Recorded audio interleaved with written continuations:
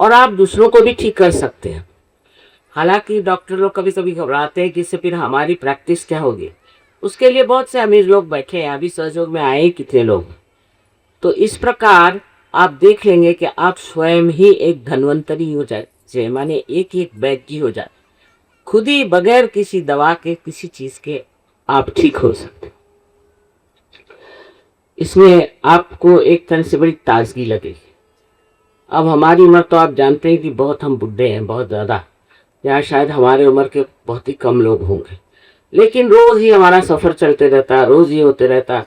अब बोल बोल के कभी जरा सा गला थोड़ा सा बिगड़ जाता है, नहीं तो हम देखते हैं कि काफी अच्छे तरीके से हमारी जिंदगी बीत रही है। इसी प्रकार आप सबकी भी बीतेगी, और ये जो बेकार की बीमारियां हैं इससे आपको छुट्टी मिल जाएगी। शरीर ठीक हो गया, मन का स्वास्थ्य मिल गया, बहुत से पागल लोग ठीक होते, मन का स्वास्थ्य भी मिल गया, आपकी भावनाएं भी ठीक हो गई, और आप केवल सत्य को अपने उंगलियों पर जानिएगा।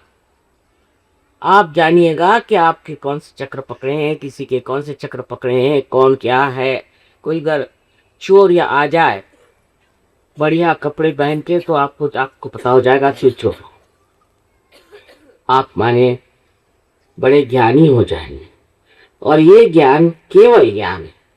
अगर 10 आदमी भी सहयोगी बैठेंगे तो वो एक ही बात करेंगे। अब जब सब एक ही बात कर रहे हैं, सामूहिकता में सब जाग उठे हैं, तो अब लड़ाई झगड़ा कैसे होगा? जब सब एक ही सत्य को जानते हैं, जब आप जानते हैं कि मैं यहाँ सब बैठी हुई हूँ, तो इस बात पर तो कोई झगड़ा नहीं कर सकता कि नहीं यहाँ बैठे नहीं माते। जिस प्रकार आप एक चीज को पूरी तरह से देख करके उसको मान लेते हैं, ये तो आपके अंदर एक प्रचीति है, ये अनुभव है। इस अनुभव के कारण झगड़े की तो कोई बात नहीं।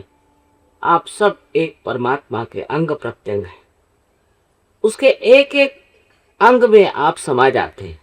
फिर दूसरा कौन है? जैसे मेरे उंगली में यहाँ चोट लगता है तो सारा शरीर का ध्यान वहां जाएगा, सारा शरीर मेहनत करेगा कि इस चोट को ठीक कर ले। इसी प्रकार एक आदमी अगर परेशान हो जाए तो सारे, मैं देखती हूँ सहयोग, चाहे वो ऑस्ट्रेलिया में हो, या चाहे वो इंग्लैंड में हो, या चाहे वो अमेरिका में हो, सब सहयोगी एकदम दौड़ पड़ेंगे कि क्या हो, जैसे कि उनके शरीर को कोई चोट है। ये सामूहिकता का एक नया आयाम आपके अंदर आया का है, नया डायमेंशन आपके अंदर आया, ये आ जाता है। माने ये सिर्फ कहने की बात नहीं, ये हो जाता।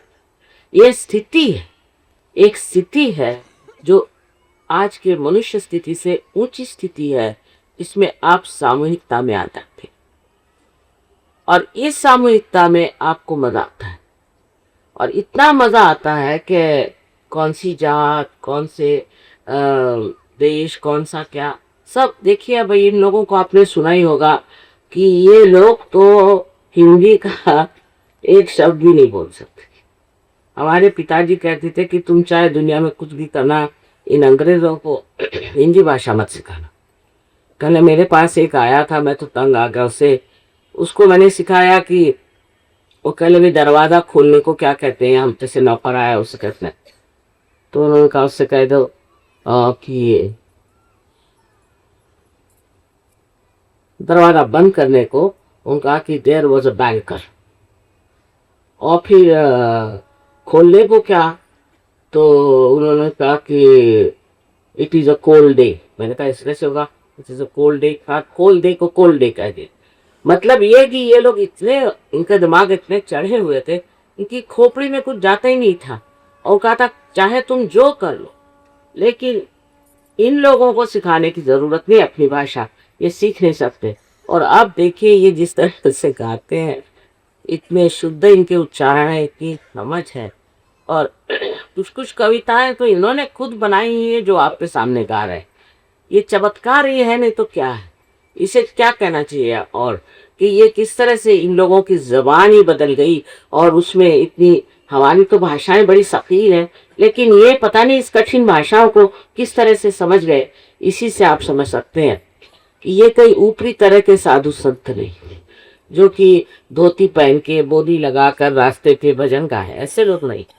ये सब नौकर हैं, बड़ी बड़ी नौकरियों में है, बड़े बड़े उसमें कारोबार है, सब कुछ है, लेकिन यहाँ बस आते ही आपके हिंदुस्तान में जब उतरते हैं ना एरोप्लेन से तो उसको चूम लेते हैं, कहते यही योग भूमि। वो दिन दूर नहीं जब इस देश के लोग सारे संसार को सिखा सकते और इसी देश से आध्यात्म उठेगा और वही सारे दुनिया की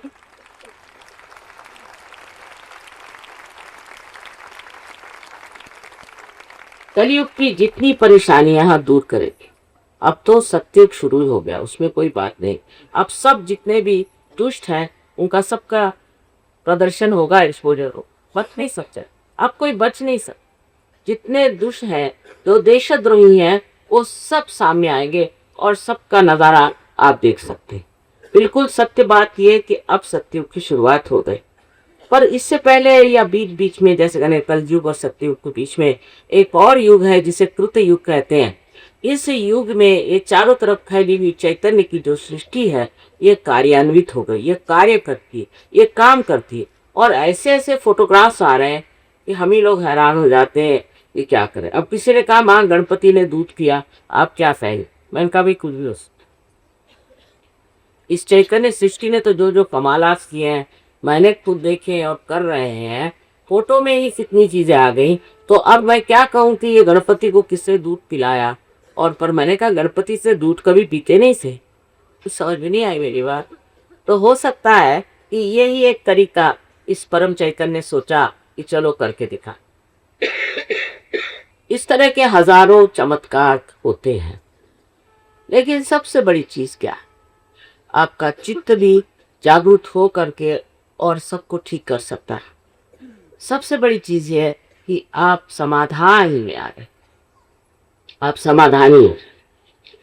और उस समाधान में एक अजीबो गरीब स्थिति आती जिसमें आप आनंद के सागर में डुबकियां लगाते। आज तक किसी ने आनंद को जाना नहीं, सुख और दुख जाना। पहले सुख आएगा तो फिर दुख आएगा, दुख जाएगा तो सुख है। यह तो एकाकी चीज है। आनंद ऐसी चीज है कि उसमें बस आप विभोर हो जाते हैं और मस्ती में आ जाते हैं। फिर आपको दुनिया भर की चीजों की कोई इतनी खास जरूरत नहीं।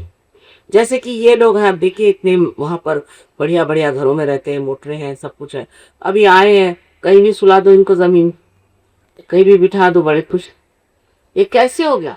ये लालच, जिससे कि हमारा देश आज डूब रहा है। और ये जो हमारे अंदर गलत किस्म की रूढ़ियाँ चल पड़ी है कि ये इस धर्म का आदमी खराब है, उस धर्म का आदमी खराब है। अरे धर्म में कोई खराबी नहीं, जो धर्म वाले हैं वो गड़बड़ है, वो समझे नहीं है, वो धर्म को समझे नहीं, भगवान के नाम पे लड़ाई करते हैं। इससे बढ़कर बेवकूफ बात कौन सी हो सकती है? जब भगवान एक ही है तो लड़ने की कौन सी बात? पर इसकी समझ और सूझबूझ और शक्ति ये सब आपको सहयोग के बाद, तब आप ये सब कुछ भूल भाल जाएंगे। और ये बेकार की चीज़ों में समय व्यर्थ करने से अच्छा प्यार करो, प्रेम करो। और ये प्रेम निर्वाज, निर्वाज माने इसमें किसी भी का तरह का लेन देन नहीं है।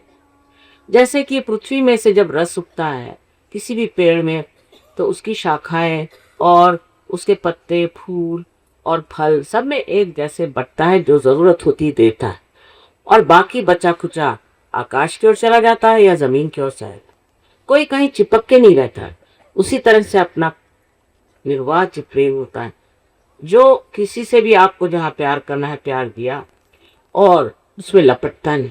अगर ये रस कर कहीं लपट जाए तो पेड़ भी मर जाएगा और वो जो फूल होगा वो भी मर जाएगा। प्रेम की बड़ी महिमा है, बहुत ही महिमा है।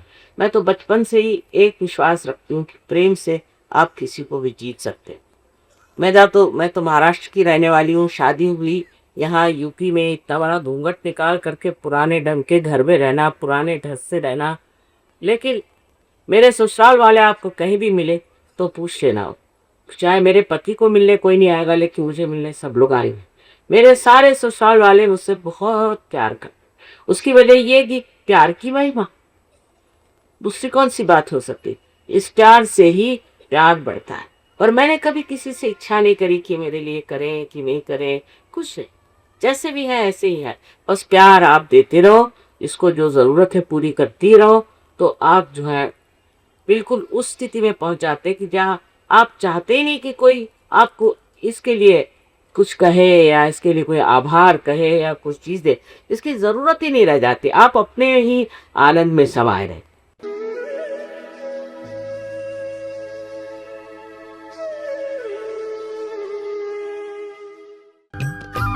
सब्सक्राइब कीजिए कुंडलनी जागरण को और प्रेस कीजिए बेल आइकन को, जिससे कि आपको मिल सके हमारी लेटेस्ट वीडियो सबसे पहले।